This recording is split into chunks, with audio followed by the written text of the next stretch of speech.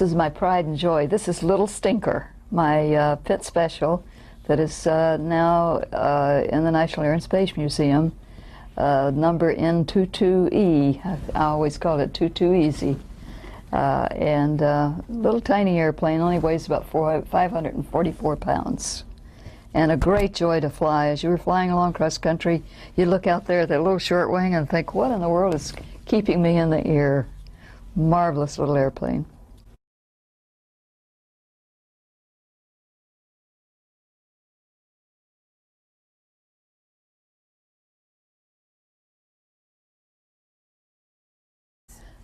This was in Miami at the All-American Air Maneuvers, and Mr. Piper, Bill Piper, who built the famous Piper Cub, this was in the late 40s, and he asked me if I would be interested in flying their experimental Super Cub to see if I could set a new altitude record. And I said, sure, that would be fun. And so they loaded it up one morning with the barograph, all the same day, of course. And I climbed in and went up to, maybe 29,000 feet or something like that. I can't remember all these figures. It was about 53 degrees below outside, and I haven't mentioned I usually fly barefooted, and my feet darn near froze to death. But it was a nice little airplane. After that, they came out with a regular Super Cub. So tell me, why do you usually fly barefooted? I guess because I'm a Florida cracker. In the late 40s, I endeavored to set a world land speed record for women. I was trying to break Jacqueline Cochran's record, and actually had the record broken. You fly 4 passes, not too high above the ground, but there were 2 rules. You couldn't go over a certain altitude, and you had to land where you took off. And just as I was going by the pylon on the last pass, and I had the record set at 426 miles an hour, I think it was, the engine blew up, and there was a little fire, and I pulled up to over 3,000 feet to bail out. The tower told me to bail out. And I reached for the handle, and I was over the water, and I thought, I don't think so. And at the handle to eject, and so I did not eject, and landed without an engine at MacDill Air Force Base. At that time, the Air Force was instructing all of their P-51 guys, if you have an engine failure, get out.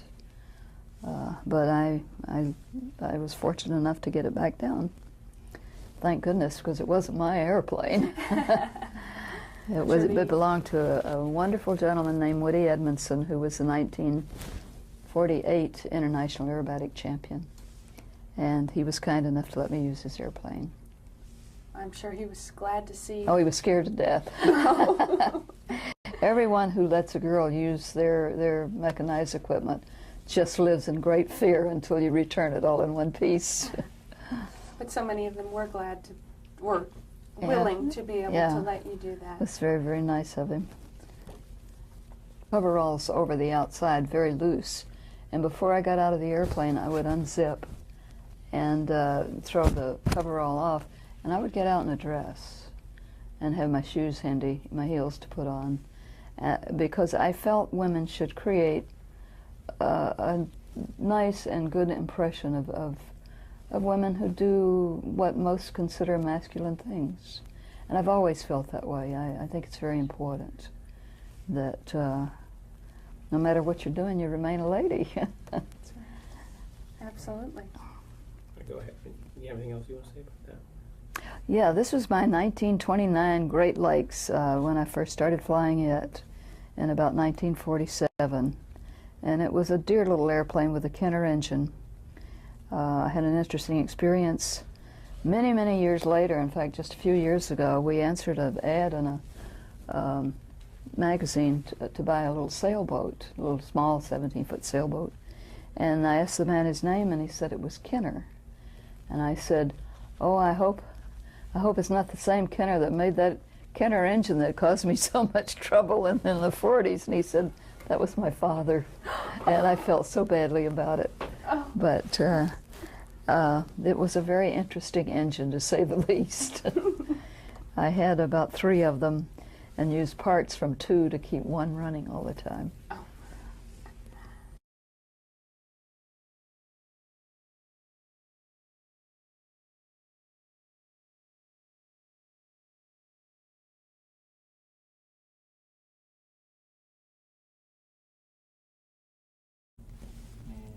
This is on Daytona Beach, the sands of Daytona, long before the track was built, and just before making a run with NASCAR in a 56 Corvette. I also drove the 56 pace car there for the races, which was a Vet, and I think the speed, I think was somewhere around 143, 44, somewhere miles an hour, the average speed. It was a new record for women, straightaway record. When you run on the beach, you have to be very careful. Of course, they don't anymore, but the tide would bring in what we call tide pools. And you'd be going like gangbusters down the beach, and suddenly you see a tide pool coming up, and you'd have to watch your course very carefully so that you didn't go into the little water holes. This is a very exciting place. It's called Bonneville Salt Flats, and it goes for many, many miles. And it's hard as a rock, and it's where most of the speed demons go to set their records. This is the Green Monster Cyclops.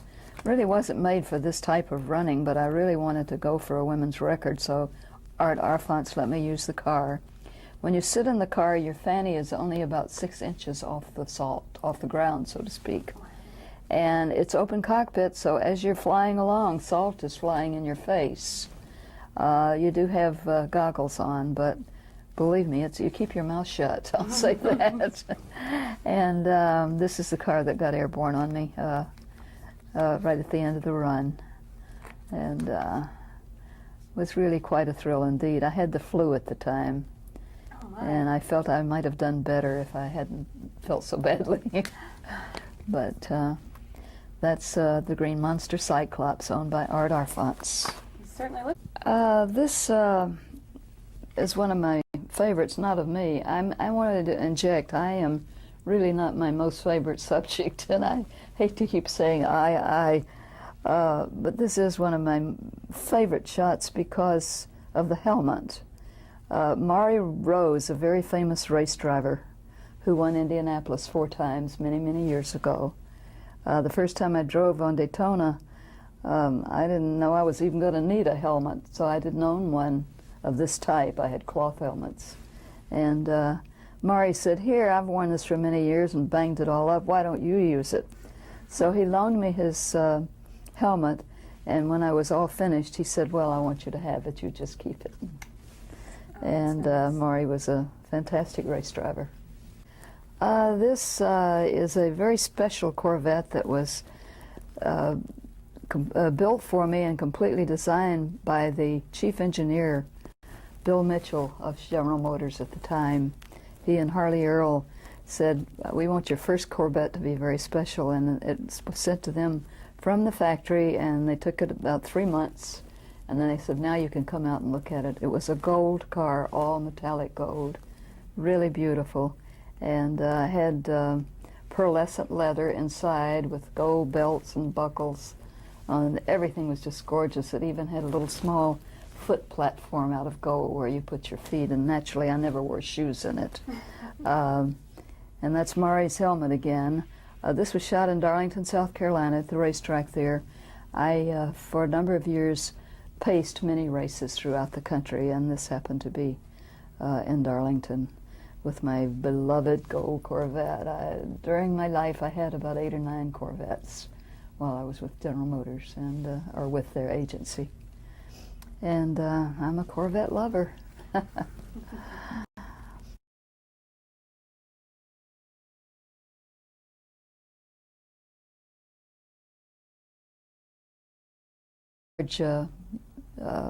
Pair of men's pajamas the whole time I was there. This is a sound room, and they would put you in there to check your various reactions and sounds, and actually it was so quiet in there you could hear your own heartbeat. It was kind of interesting. Quite a interesting experience, and yeah, right. quite a classy outfit. Oh, sure. Oh, this is just a simple treadmill test that they gave you at the Brooks Aerospace Medicine School. It, of course, they made it go faster and faster and steeper to see how long you could undergo the physical activity. You know, I have to say, in all of these, you're just grinning and looking like you're having a Oh, blast. I was. I just had a great time. Really great time. This was kind of interesting. They were trying to show me and test me underwater because of the buoyancy advantage you have. Your body is weighs a lot less, so to speak, underwater, like 90% less. And this is Scott Carpenter and Alan Shepard helping me adjust the mask. The interesting thing about it is I don't swim. I never have. I'm not particularly afraid of water, but I don't swim. But I didn't dare tell them. And we all went underwater, and they were very nice to hang around and help me when I wanted a little help. And I don't think they ever knew I couldn't swim. But it wasn't the most exciting thing that I did, I'm afraid. That's interesting. I was going to ask you, with all your everything else you've done, from cars to planes to boats to skydiving, I was about to ask if you've done much scuba diving, but... Well, I've done a little, but I didn't particularly like it. I skied in the ski shows at Cypress Gardens a lot, but when I'd fall, I'd just come up and hang on to a ski until somebody came to get me. So I never really learned how to swim. You do all these boating adventures and boat jumping and water skiing and didn't need to swim. No, well, really, I really didn't. I'm not afraid of water. I just didn't. I don't like it in my ears, my eyes. This is the control room of the centrifuge that I mentioned to you. While you're going around and round in this thing on the 50-foot arm, they actually see you on a TV screen in the control room, and those are the technicians, of course, watching to see if I black out or you know, what happens. And they were very nice to me. And you got to watch this video yourself afterwards of you going through the ride? Yeah, right. This was in a water test with Scotty and Alan Shepard. They were very helpful to me during the water test, which I was very pleased didn't last too long. This was long before America ever flew anyone into space, before Shepard's flight at the Cape, and Wally Schirra and Deke Slayton, the late Deke Slayton, they were showing me what a capsule looks like when it comes back or when it lands and is recovered, in order to find out what sort of damage they could expect on an actual flight. Recovering these test flights helped them a great deal, technically. Now I have to ask, you worked so closely with the 7 during this time frame that you were down there and did get to see a couple launches. When John Glenn went back up just last year, did you get a chance to see his launch? Yeah, I saw it. I had written John a letter, and I think it probably went in the fan box, as everything usually does. I also wrote Eileen, and I'm sure it went in the fan circular file also. But yeah, I was here for John's flight, and I also was interviewed for a magazine article about that time, and I said if John needs an old lady for a backup, I'll be there in a heartbeat for him. But unfortunately, I didn't get the chance. He did a great job on his flight, really did. This picture is Wally Schirra and Alan Shepard showing me the orbital air bearing simulator, which is similar to, not in appearance, but the purpose is similar to a link trader for a regular pilot. And this is what they eventually used to practice in for their actual flights. Again, you all look like you're having a blast. Yeah, it was a very exciting time. This was a shot that was considered for the cover of Look, but for some reason they really desired to show the one where my hair looked so badly. This, I think, was my favorite shot in the helmet. And the helmet fit pretty good, too.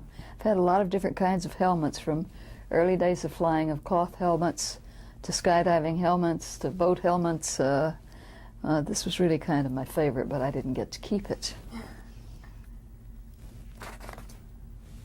As you can see from this picture, well, anyway, you see why they didn't give me a hospital gown anyway.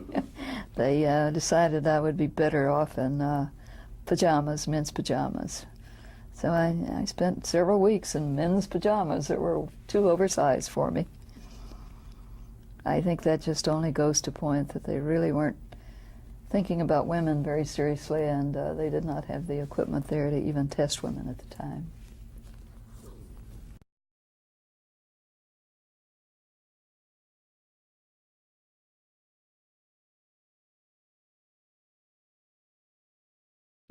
Well, I'm not sure when I saw my first inverted ribbon cut. But when I did see it, I remember thinking, whoa. I was a kid. In my air show career, that was one of the maneuvers that I wanted to try. I try to make it as visible as possible. I'll use about 75 foot of ribbon. I'll end up tying multiple knots with long strands off of it, so that, you know, 1,000 feet down the runway I can squint and I can see that ribbon going across the runway. You need to still keep a real good focus on the poles, the ribbon, and everything that's down there.